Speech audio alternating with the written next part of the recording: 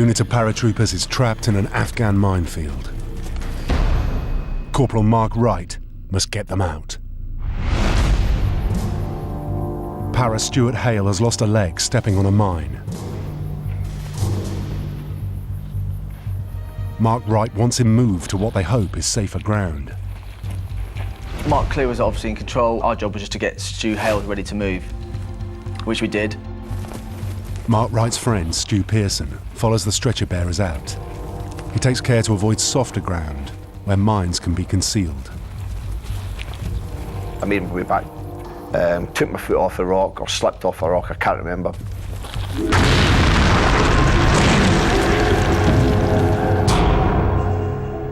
Got blown up, never felt it. I mean, felt like there was no pain that actually hit me at all. I get thrown up and then get spun round a little bit and then landed. Pearson's left leg has been blown off below the knee. I just couldn't believe that it actually happened to me. There are now 2 men down. Mark Wright faces a life or death decision. There's one lad, Jarhead, that's his nickname. He told Mark not to go into the minefield. He says, don't be a hero. He says, I've got to go on. He says, it's my friends. Wright has no training in mine clearance, but in an emergency, every soldier knows how to search for mines by using their bayonets.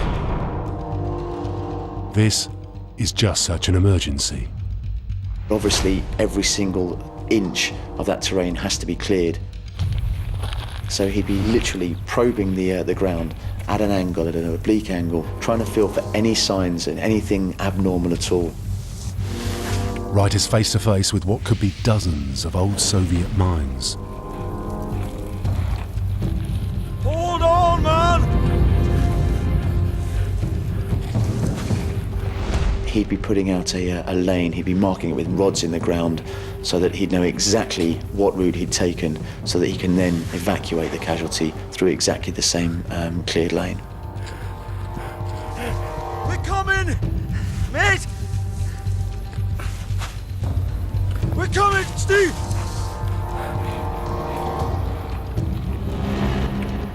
But carrying Pearson out risks setting off more mines. Wright radios for a helicopter to winch the men out. Wright's message arrives at British headquarters at Camp Bastion. It reaches his commanding officer, Stuart Tootle.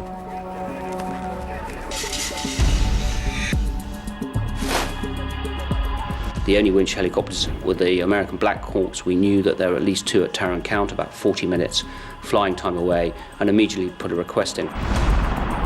The Black Hawk is perfect for the job. It's speedy, agile, and has a winch. That means it can airlift a casualty off the ground without touching down, avoiding the risk of setting off more mines. But Tootle's commanders turned down the request. And so you're going back onto the phone and saying, how many more people do I need to lose before they get it? The top brass fear any further mines will threaten the safety of the aircrew.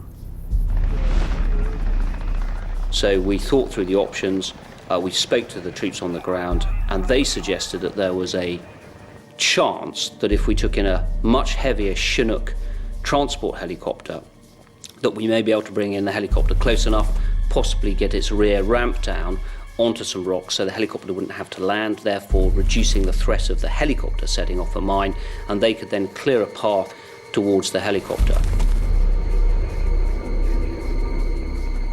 So I made the decision. Send the Chinook! Send the Chinook. The Chinook is the workhorse of the British Army, a giant helicopter that can move heavy loads around the battlefield. But Tootle knows he is taking a huge gamble. The downdraft from any helicopter is quite significant, but the downdraft from a Chinook, because it's a double rotor helicopter, is effectively twice as much. So if you're underneath one, it's possible that the downdraft can actually move those mines in some way. And many of these anti-personnel and anti-tank mines are motion sensitive as well, and therefore the pressures can be so phenomenal pushing down on them that can be just enough to cause the mine to detonate. We're in camouflage gear, and it's difficult for pilots to see people on the ground, especially with the rocks and the shadows. So they came above us and started to circle around looking for exactly where we were.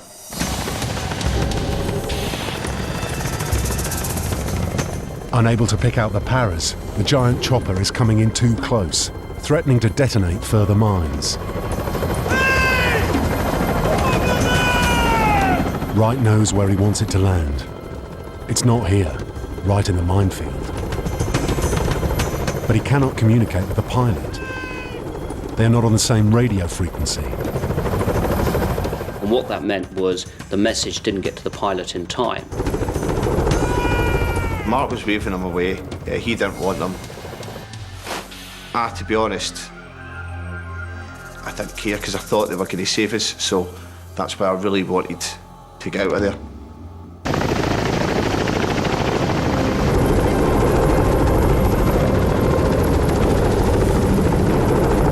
But then the door gunner saw us. They're waving us away. Abort, abort. And then he informed the pilots. Roger, understood, we're aborting the landing. And that's when it came up and over us. Mark was over me, shielding me from the downblast, so he had a shot over me, making sure the downblast wasn't getting onto me. We were both leaning over Stu Pearson's. And then I remember as it got closer, I remember an explosion going off.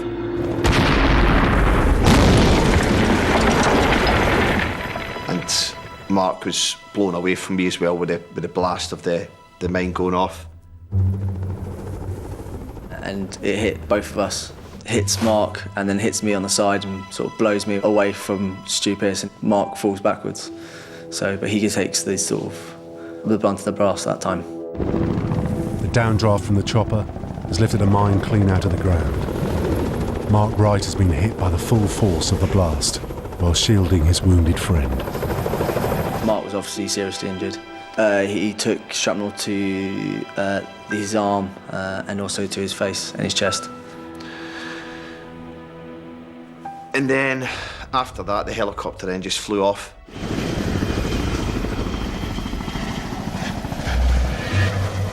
The men are alone, bleeding to death in an unforgiving Afghan landscape. A message arrives that there will not be another chopper for over an hour. I just couldn't believe that we had to wait another hour. It must have been the longest hour I've ever lived.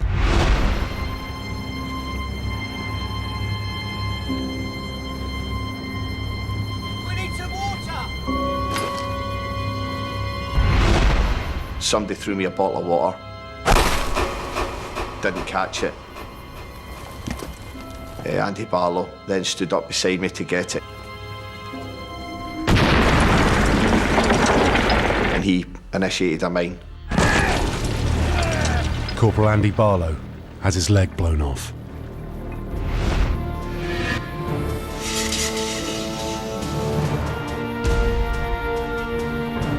It is now that Mark Wright's bravery and sheer bloody-minded determination to save his men comes to the fore. Don't forget, we're the parachute regiment. He shouted over to me, Stu, you're right. And I was like, just can you leave me alone? I just want to go to sleep. But Mark knew that if I went to sleep, I wasn't waking up. So that I managed to twig myself out because he kept on shouting to us, giving us morale. Hey, Stu! Be strong, man! I think we even managed to make some jokes down there and stuff like that. And even though it was in the circumstance, we still managed to have a laugh and a joke down there. Seriously injured and facing a long wait to be rescued, Wright knows he must stop the men slipping into unconsciousness. Chopper's gonna be soon! With so many men down, headquarters in Kandahar finally authorises the dispatch of 2 Black Hawks.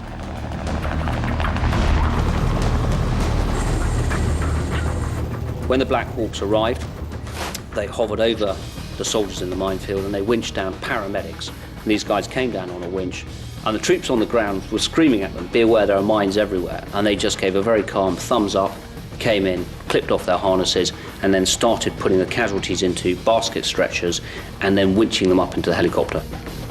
Mark was the first one to be pulled out, and he shouted to me, "Stu, if I die, tell Gillian and my uncle and my family that I love them." And my reaction was just like, "Shut up, Mark. This time next week we're going to be in the pub." The men fly back to Camp Bastion for emergency treatment. 3 soldiers have lost legs. 4 others are seriously wounded, including Mark Wright. And I looked beside me and Mark was lying there, and I thought, thank Christ for that. I was waiting on the helicopter landing site with my regimental sergeant major and the medical teams for the casualty helicopter to come in.